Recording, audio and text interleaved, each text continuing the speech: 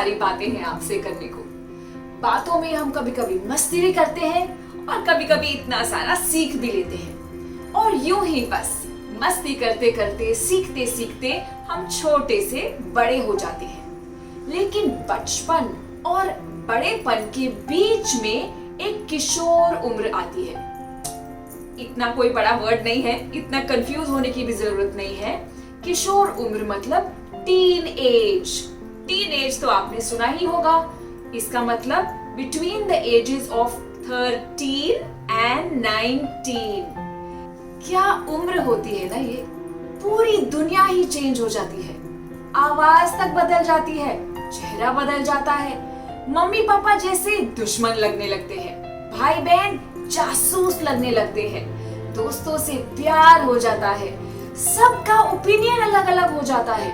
कभी कंफ्यूजन है, कभी एंजाइटी है, कभी डर है, कभी यही ख्याल आता रहता है कि लोग मुझे एक्सेप्ट करेंगे या नहीं, मेरे फ्रेंड मुझे पसंद करेंगे या नहीं, जिस लड़के से मैं प्यार करती हूँ वो लड़का मुझे प्यार करेगा या नहीं, वो गर्लफ्रेंड पटेगी या नहीं, मार्क्स का क्या करेंगे, कोई काम देगा या नहीं। इतने सारे ख्याल, इतनी छोटी उम्र। इस उम्र में बैलेंस यानी संतुलन बनाए रखना बहुत जरूरी है।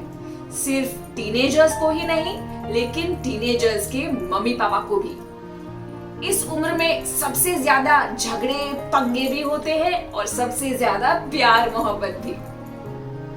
पता है, कुछ सालों पहले एक टीनेजर बनना आसान काम था। इनफैक्ट मौजीला वक्त था, क्योंकि आप कुछ भी कर सकते थे, कोई आपको कुछ पूछता नहीं था। आपको सिर्फ आपकी पढ़ाई पे ध्यान देना था बस, और मम्मी पापा की बात सुननी थी। लेकिन आज के जमाने में टीनेजर्स को कितना कुछ देखना पड़ता है। सोशली वो एक्सेप्टेबल है या नहीं, फेसबुक पे, इंस्टाग्राम पे, सोशल मीडिया पे, फिर मार्क्स का प्रेशर भी बहुत ज्यादा बढ़ गया है।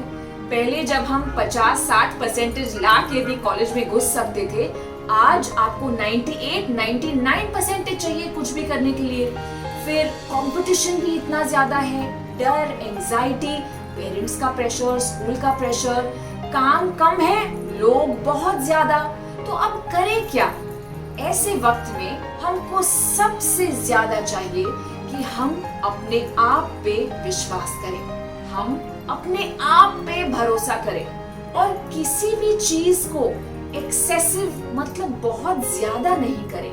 पता है, इस टीन एज में ना इतना जोश, इतनी एनर्जी, इतनी ताकत आ जाती है कि हम कुछ भी करते हैं तो कभी कभी बहुत ज्यादा ही कर लेते हैं। मस्ती भी करते हैं तो बहुत ज्यादा कर लेते हैं, कुछ नया ट्राई करते हैं तो उस पे भी ऑब्सेसिव हो जाते हैं, मतलब उसके पीछे पागल हो जाते हैं, बैलेंस को भूल जाते हैं।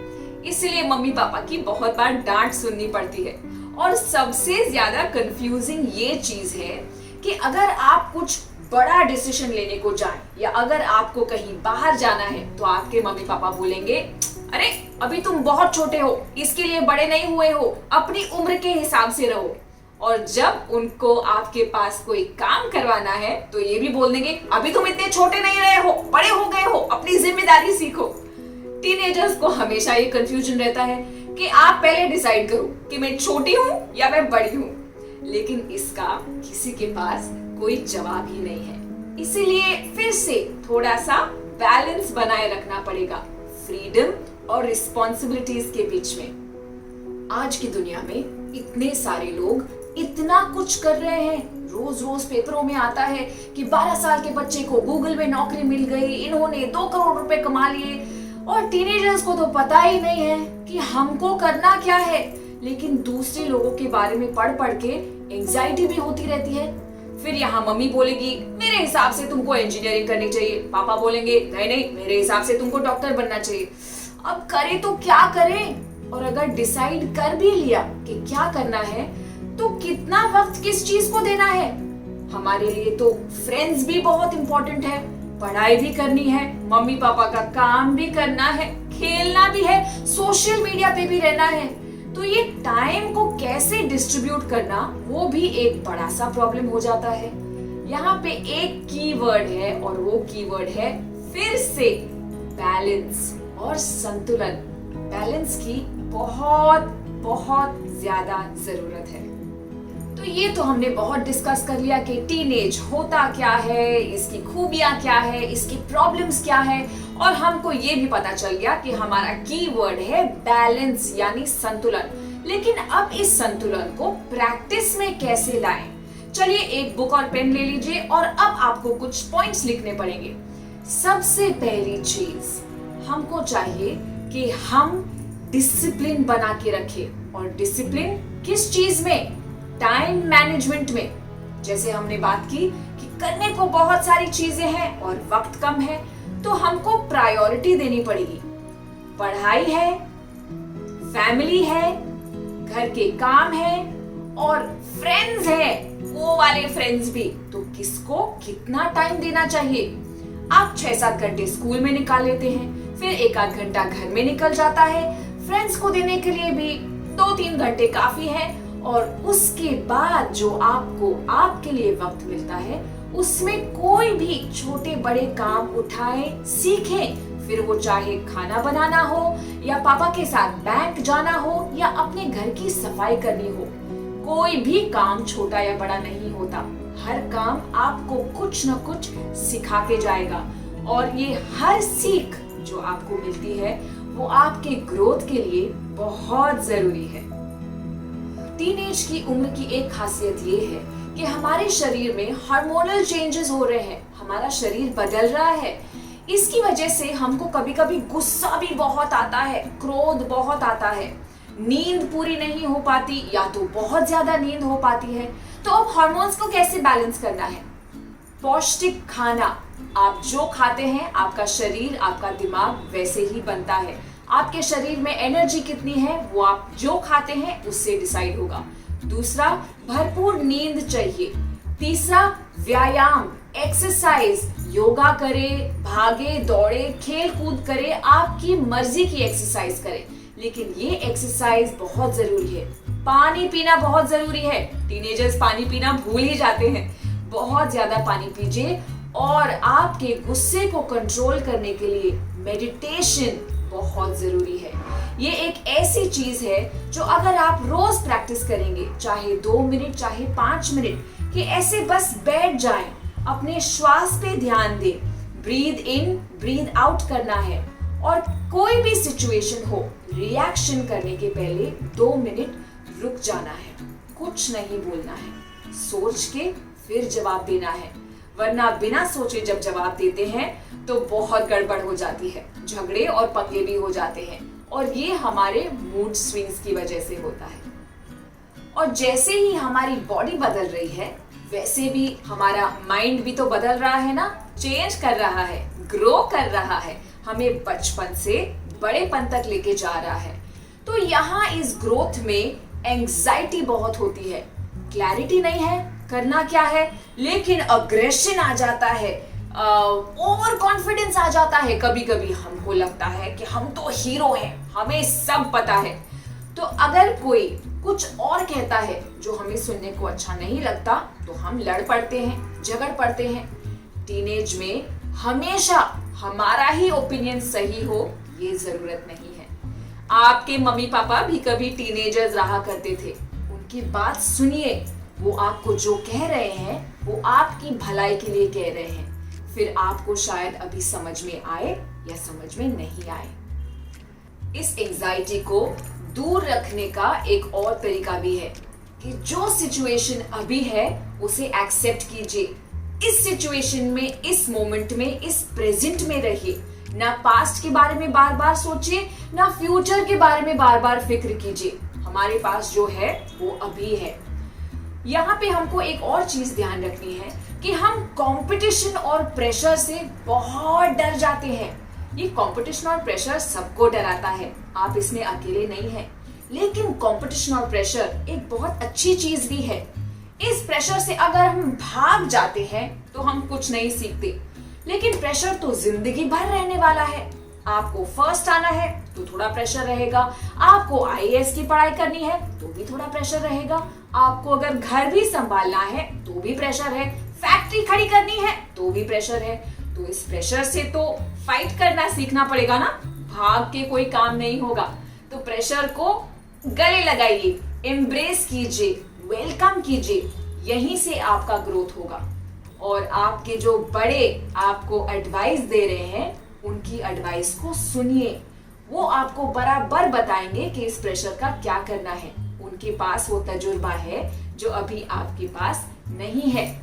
और अब फाइनली मैं आपको एक सुझाव देना चाहती हूँ।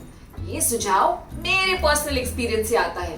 टीनेज से तो मैं भी गुजरी हूं ना, मैंने भी बहुत मार खाई है। और ये सुझाव ये है कि कभी भी अपने आप की और किसी और की तुलना मत कीजिएगा। Whether I am good enough, I am not good enough, can I match up, can I not match up, छोड़ दीजिए ये सब ख्याल।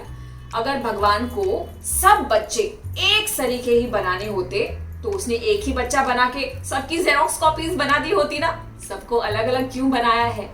आप बहुत स्पेशल हैं, जैसे भी हैं। बस अपना काम पूरी मेहनत से, पूरी लगन से करते जाइए। अपने चेहरे पे मुस्कुराहट रखिए और प्यार से नई नई चीजें सीखिए। हर बच्चा स्पेशल है, हर बच्चा अलग है और हर एक बच्चे का उद्देश्य और लक्ष्य वो भी अलग है।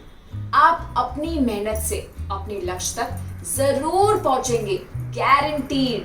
बस हर काम को हंसते हंसते करते जाइए, नई चीजें सीखते जाइए, अपने आप पे कॉन्फिडेंस रखिए। और एक मंत्र बताऊं आपको जो आप अपने आप को रोज कह सकते हैं आईने के सामने, और वो मंत्र ये है that I am good enough, I am amazing, मैं बहुत अच्छी हूं, मैं अपनी फेवरेट हूं। बस इसको रोज जपते जाइए माला के जैसे। आपका कॉन्फिडेंस ऊपर जाएगा और आप बहुत जल्द अपने लक्ष्य तक आराम से पहुंच जाएंगे।